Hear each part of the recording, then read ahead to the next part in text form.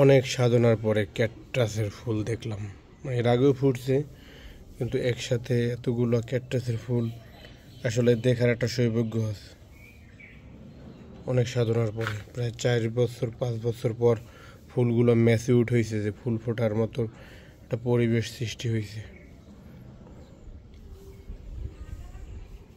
দেখেন এক একটা কালার কিন্তু এক এক রকমের। এইটার কালারটা দেখেন সাদা একেবারে, পাপড়িগুলো হালকা একটু ক্রিম ক্রিম কালার। এইটার কালারটা কিন্তু একটু ভিন্ন।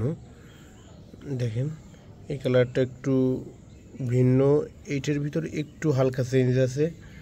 আর এইদিকে এই কালারটা সম্পূর্ণই একটা সুইট কালার। দেখেন এইদিকে এই কালারটা কিন্তু আবার একটু অন্যরকমের। আসলে এই যে ক্যাকটাসগুলো দেখতেছেন সবারই এক একটা ক্যাকটাসের রূপ এক এক রকমের, দেখতে যেরকমের অন্য রকমের, ফুলগুলো সেরকমের। এইগুলো ফুল ফুটবে অন্যরকম আশা করি। এই দেখেন, তারপর এই একটা, আসলে এগুলোর ফুল দেখলেই প্রাণ জুড়িয়ে যায়। দেখার মতোই একটা কলি আসছে।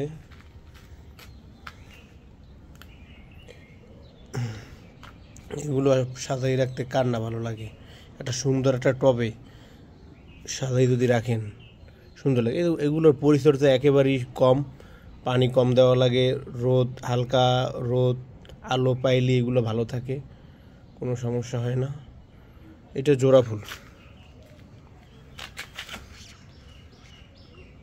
ওয়াও,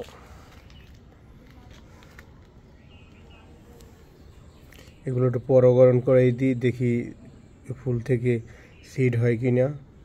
সিড হইলে তো ভালো, সিড হইলে আবার নতুন চারা করতে পারবো আমি সিডগুলো থেকে, কিন্তু সিড খুব কম হয়। এইটাই কিন্তু সিড হয়েছে, এইটাই সিড হয়েছে।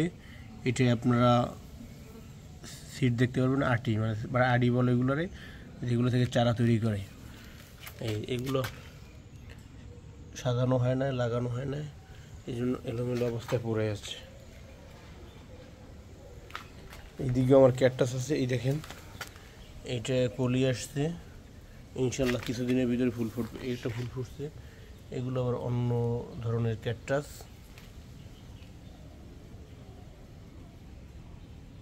দেখেন এগুলো কলি আসছে।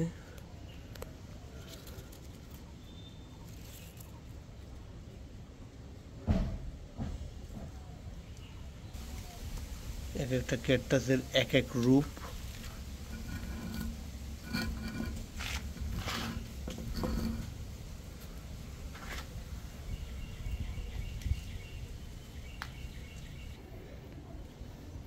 আসলে এদের মতন সুন্দর আর হয় না।